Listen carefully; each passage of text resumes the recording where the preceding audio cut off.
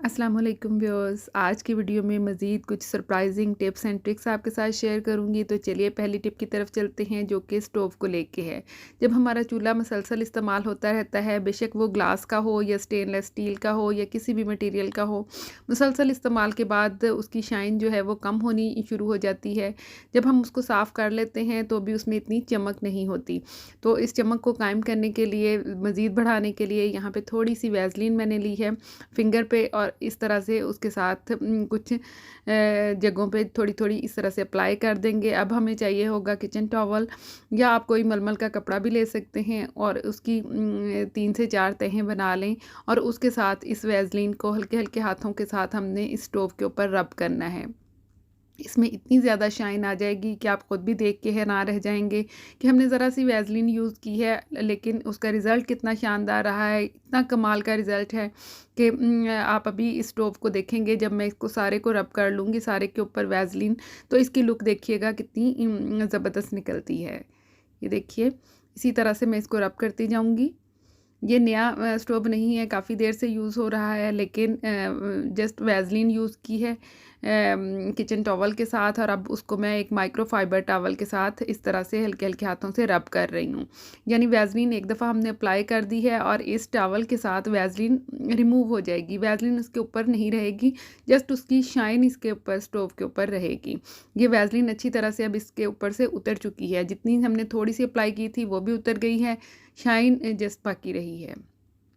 ये देखिए, मैं आपको इसकी ओवरऑल लुक भी दिखाती हूँ कि जब इसके ऊपर मैंने स्टैंड्स वगैरह रख दिए थे तो ये कितना खूबसूरत लग रहा था। ये देखिए इसकी शाइन, बिल्कुल इसकी नई वाली लुक आ गई है। ये देखिए, ये इतना नया लग रहा है कि जैसे अभी बाज़ार से परचेज़ किया हो। तो चलिए आज की दूसरी टिप की तरफ चलते हैं, जो कि पाँव को लेके है। अक्सर लोगों के पाँव की एड़ियाँ जो हैं वो फट जाती हैं, तो उसके लिए उन्हें महंगी क्रीमें वगैरह यूज़ करनी पड़ती हैं। तो बहुत ही सिंपल सी टिप है, हर घर में मोमबत्ती मौजूद होती है कैंडल वैक्स के साथ। ये फटी हुई एड़ियाँ जो हैं बहुत जल्दी हील हो जाती हैं। ये डॉक्टर्स की रिकमेंडेड भी है। अगर आप इस तरह से मोमबत्ती का मोम इसके ऊपर रब कर दें, तो जितनी भी आपकी एड़ियाँ फटी हुई हों, 1 से 2 दफ़ा इस तरह से यूज़ करने के बाद आपकी एड़ियाँ जो हैं बिल्कुल ठीक हो जाएँगी। और अगर सख्त हैं आपकी एड़ियाँ तो भी नरम हो जाएँगी। अब आपने इस चीज़ का ख़्याल रखना है कि कैंडल जो है ये थोड़ी-सी सॉफ्ट हो। गर्मी के मौसम में तो ये वैसे ही सॉफ्ट होती है, और अगर सर्दी का मौसम है तो इसको जला के थोड़ा-सा नरम कर लें, और ताकि इसका जो वैक्स है, जो इसका मोम है, वो आपकी फटी हुई एड़ियों के अंदर चला जाए। अंदर से आपने इस मोम के साथ एड़ियों को फिल कर देना है, और उसके बाद ये देखिए मैं मज़ीद इसको अच्छी तरह से नरम वैक्स को लगा रही हूँ। अगर मोमबत्ती नरम है तो आप उसी तरह से भी अप्लाई कर सकते हैं, लेकिन अगर हार्ड हो चुकी है तो आप उसको जला लें। और उसके बाद आपने इसके ऊपर से सॉक्स पहन लेनी है, और ओवरनाइट इसी तरह से आपने इसको रखना है। सुबह उठ के नीम गर्म पानी से इसको वॉश कर लें, और आपकी एड़ियाँ जो हैं वो बिल्कुल ठीक हो जाएंगी। अगली टिप की तरफ चलते हैं, जो कि सीज़र को लेके है। कई दफ़ा हमारी सीज़र ब्लंट हो जाती है और काम करना छोड़ देती है। सबसे जो मेन चीज़ इसका ये वाला पेच होता है। इस पेच को आपने पहले अच्छे से टाइट करना है।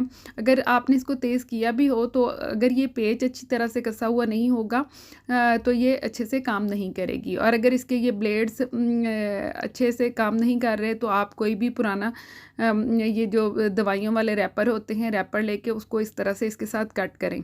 इस तरह से आपकी जो सीज़र है वो तेज़ भी हो जाएगी, और जो आपने इसका पेच जो है उसको टाइट किया है, उसकी वजह से ये काम भी बहुत ही अच्छे तरीके से करेगी। या बैठे बैठे इस तरह से कट कर सकते हैं। 2 से 3 रैपर इस तरह से कट कर लें, और उसके बाद अगर इसके ऊपर कोई ज़ंग वगैरह लगा है तो इसी तरह रैपर के साथ इसको हल्के हल्के हाथों से खुरच दें। ज़ंग जो है वो इसके साथ ईज़िली उतर जाता है। ये देखिए, ज़ंग भी मैंने इसी तरह से उतार दिया है। और अब अगर आपने इसको रखना है तो इसके ऊपर भी थोड़ी सी वैसलीन या कोई सा भी ऑयल, सरसों का तेल या कुकिंग ऑयल, हल्का सा फिंगर पे लगा के इस तरह से अप्लाई कर दें, तो आपकी जो सीज़र है इसकी लाइफ बढ़ जाएगी, ये अच्छे से काम भी करेगी, और इसकी चमक धमक भी इसी तरह से रहेगी, इसमें मज़ीद ज़ंग भी नहीं लगेगा, और इसके ब्लेड भी ब्लंट नहीं होंगे। ये देखिए, अब आप इसको इस तरह से ही महफूज कर सकते हैं। तो आज की चौथी टिप की तरफ चलते हैं, जो कि चूहों को लेके है। कुछ लोग चूहों की वजह से बहुत परेशान होते हैं, महंगी महंगी चीज़ें कट कर देते हैं। तो एक छोटी सी रेमेडी मैं आपके साथ शेयर करती हूँ। यहाँ पे मैंने एक बिस्किट लिया है और इसको अच्छी तरह से क्रश कर लिया है। इसी तरह की चीज़ें खाने के लिए चूहे आपके घर आते हैं, तो आप ख़ुद उनको ये चीज़ें ऑफ़र कर दें। लेकिन इसके साथ हम थोड़ी सी एक ट्रिक अप्लाई कर देंगे, जिस ट्रिक की वजह से चूहे आइंदा आपके घर नहीं आएंगे। अच्छी तरह से इसको मैश कर लिया। अब इसमें हम नेक्स्ट इंग्रेडिएंट ऐड करेंगे, ये है बेकिंग सोडा। चूहे इसको हज़म नहीं कर सकते, तो अगर वो इसको खा लेंगे तो इसको हज़म करना उनके लिए मुश्किल हो जाएगा, ये उनके पेट में जाके जम जाता है। ये 1 टेबलस्पून मैंने डाल दिया है बेकिंग सोडा, वही जो आपके किचन में यूज़ होता है और हम क्लीनिंग पर्पज़ के लिए भी इसको यूज़ करते हैं। इन चीज़ों को अच्छी तरह से इन दोनों को मिक्स कर दिया है। अब हम इसको थोड़ा मज़ीद स्ट्रॉन्ग कर लेंगे।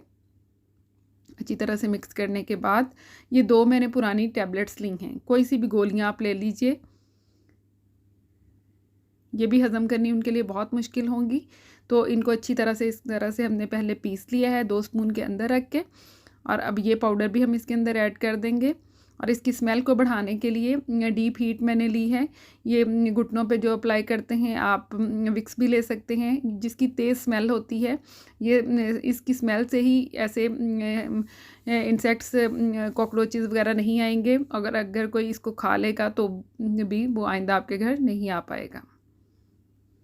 अच्छी तरह से इसको पेस्ट बना लेना है हमने।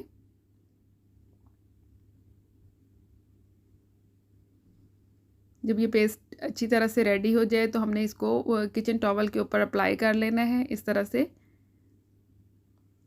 देखिए, आप थोड़ा थोड़ा भी 2-4 जगहों पे अप्लाई करके रख सकते हैं और एक जगह भी इस तरह से लगा के।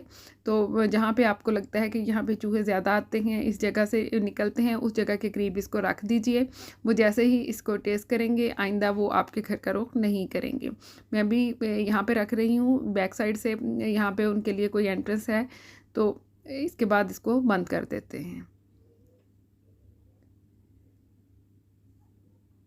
इसी तरह से आप मुख्तलिफ़ जगहों पे रख दीजिएगा, बहुत ही अच्छा रिज़ल्ट आएगा। अगली टिप जो है वो बहुत ही स्ट्रॉन्ग है और वो पेंट पे लग जाने वाले दाग धब्बों से रिलेटेड है। ये आपके बहुत काम आने वाली है। अगर आप इस ट्रिक को अप्लाई करेंगे तो आप यकीनन वीडियो को लाइक करने पे मजबूर हो जाएंगे और मेरे चैनल को ज़रूर सब्सक्राइब करेंगे।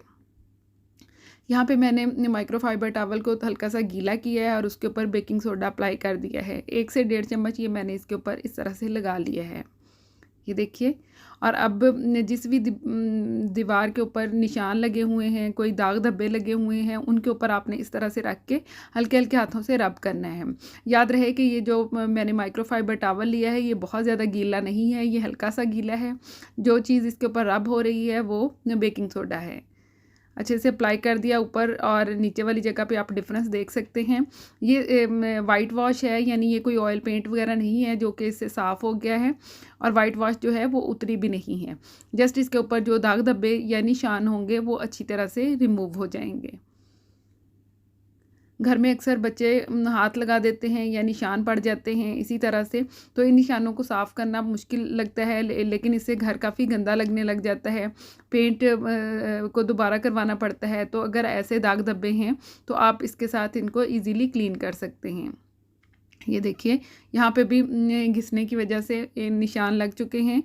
हम कहीं भी फर्नीचर वगैरह या कोई चीज़ रख देते हैं, मुसलसल पड़ी रहने के बाद जब हम उसको उठाते हैं तो इस तरह के निशान पीछे से निकलते हैं। कई दफ़ा हम सेटिंग चेंज करते हैं तो फिर हमें पेंट भी दोबारा से चेंज करना पड़ता है। तो अगर इस तरह के निशान हैं तो आप इस तरीके से इनको रिमूव कर सकते हैं। ये मैंने दोबारा इसी तरह से माइक्रोफाइबर टॉवल के ऊपर थोड़ा सा बेकिंग सोडा लिया है और मैं दोबारा से उसको रब करके ये आपको दिखाती हूँ कि ये कितने हार्ड निशान हैं, लेकिन कितनी अच्छी तरह से और इजीली ये रिमूव हो गए हैं। अब ये नीचे वाला भी इसी तरह से कर देती हूँ। ये देखिए, और इस तरफ से भी जहाँ जहाँ पे भी निशान है आप उनको इसी तरीके से बहुत ही आसानी से रिमूव कर सकते हैं।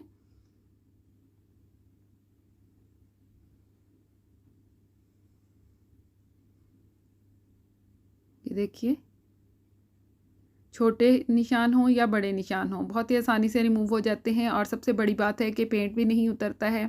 इसी तरह से जहाँ-जहाँ पे भी निशान हैं, मैंने सारे के सारे निशान इसी तरह से साफ़ कर लिए हैं।